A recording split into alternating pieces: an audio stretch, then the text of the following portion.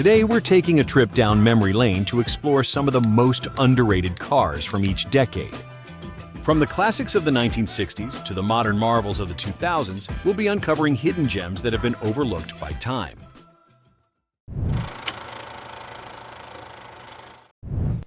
The Triumph TR4 is a true classic British roadster that, in my opinion, never quite got the recognition it deserved back in its day.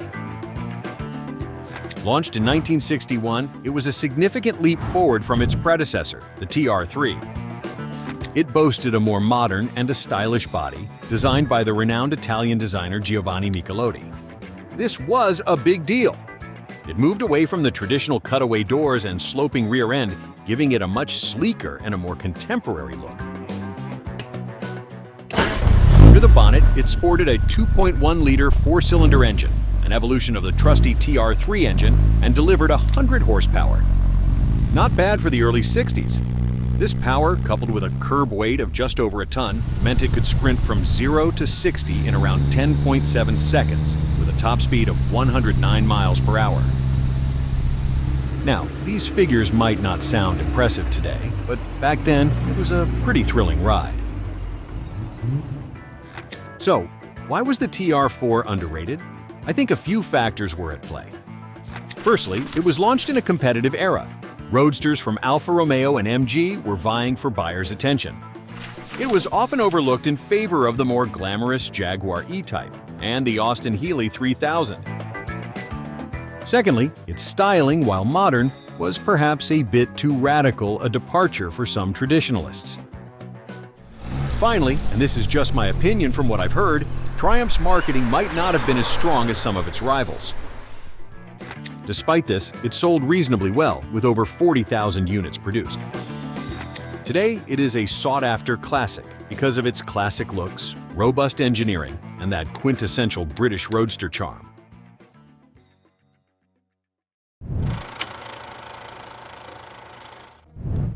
The Fiat X19 is a car that truly embodies the spirit of Italian automotive ingenuity and flair. This mid-engined marvel, born in 1972, was a departure from the norm, a bold statement in a world dominated by front-engine sports cars. Designed by the legendary Bertone, under the watchful eye of Marcello Gandini, the X19 was a visual delight. Its wedge-shaped silhouette, pop-up headlights, and targa top screamed 70s cool. Under the hood, or rather behind the seats, resided a 1.3-liter four-cylinder engine, borrowed from the Fiat 128. This transversely mounted power plant churned out 75 horsepower. While not a powerhouse, it was enough to propel it to a top speed of around 105 miles per hour. The engine's true charm, however, lay in its free-revving nature and a delightful exhaust note. Its weight distribution was near perfect, resulting in a car that was responsive around corners. Despite its many strengths, it wasn't without its quirks. Early models were criticized for their somewhat lackluster performance, and the cramped engine bay made maintenance a bit of a chore. In the market, it faced stiff competition from the likes of the MG Midget, Triumph Spitfire, and Alfa Romeo Spider. So, why was it considered underrated? Perhaps it was the Fiat badge, which at the time wasn't associated with sporty performance cars. Or perhaps it was its unconventional styling, which some found polarizing. Or perhaps it was simply overshadowed by its more established competitors. Whatever the reason, it remains a hidden gem, a car that deserves a bit more recognition than it received.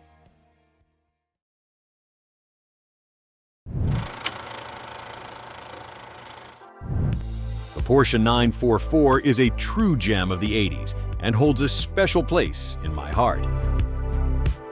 Launched in 1982, the 944 was Porsche's answer to the critics who felt the entry-level 924 wasn't a true Porsche due to its Audi-sourced engine. The 944 addressed this with a 2.5-liter inline-4 engine that was essentially half of the 928's V8 and produced a respectable 143 horsepower, enough to propel it to a top speed of 131 miles per hour. It was a beautifully balanced machine, thanks to its rear-mounted transaxle that distributed the car's weight almost perfectly. This gave it exceptional handling, something that was praised by automotive journalists at the time. Its sleek, aerodynamic design with its pop-up headlights and sculpted lines gave it a distinctly modern look. In 1987, Porsche introduced the 944S, which boasted a 16-valve head and produced 187 horsepower. And then there was the 944 Turbo, a beast of a machine with a turbocharged 2.5-liter engine that churned out 247 horsepower. The Turbo could do 0 to 60 in just 5.9 seconds, making it one of the fastest production four-cylinder car of its time. It's considered underrated, mainly because it lived in the shadow of the 911. The 911, with its rear-engined layout and a flat-six engine, was the quintessential Porsche.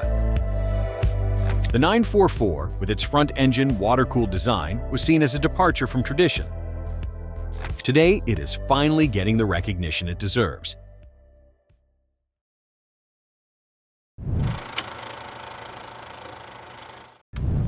The 300ZX, the Z32, was a technological marvel, a design icon, and yet somehow it remains somewhat underrated even today. It was a significant departure from the more angular Z31, with its sleek, flowing lines, rounded edges, and that iconic long hood. It was powered by Nissan's VG30DE, a 3-liter V6 engine that produced a respectable 222 horsepower.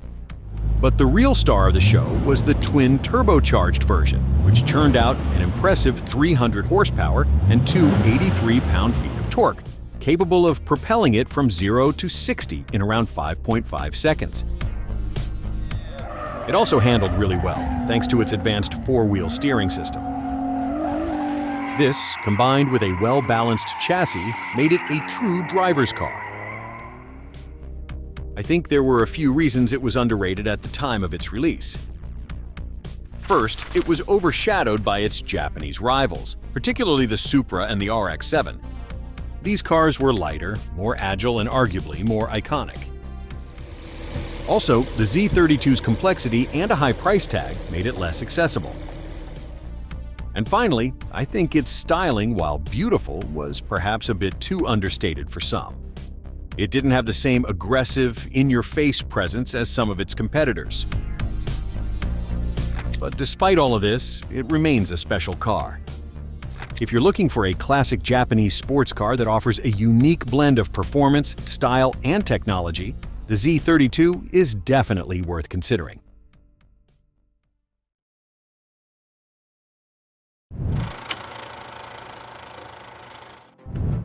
The Pontiac GTO is a fascinating chapter in muscle car history. It's a car that, despite its impressive performance and impressive specs, was somewhat misunderstood and underrated in its time. Its story begins in Australia, where it was born as the Holden Monaro, and General Motors, seeing the potential of this car, decided to bring it to the United States and badge it as a Pontiac GTO. This was a revival of the legendary GTO nameplate, which had been dormant since the 1970s. Under the hood was a 5.7-liter LS1 V8 engine, which produced 350 horsepower and 365 pound-feet of torque, with a 0 to 60 time of around 5.3 seconds. Despite its impressive performance, it didn't quite set the sales charts on fire. It faced stiff competition from established muscle cars like the Ford Mustang and the Chevrolet Camaro, as well as from newer sports coupes like the Infiniti G35. There are a few reasons why I believe it's considered underrated. First, its styling was quite subtle. It didn't have the flashy looks of some of its competitors, which may have led some buyers to overlook it. Second, it was a captive import, meaning it was built in Australia and then shipped to the United States. This meant that it was more expensive than some of its competitors, which also deterred some buyers. Also, since the GTO nameplate had been out of the market for many years, this meant that the GTO had to work harder to establish itself, and it ultimately wasn't able to do so. I think its understated styling is actually one of its strengths. It's also a relatively rare car, which makes it even more appealing to me at least.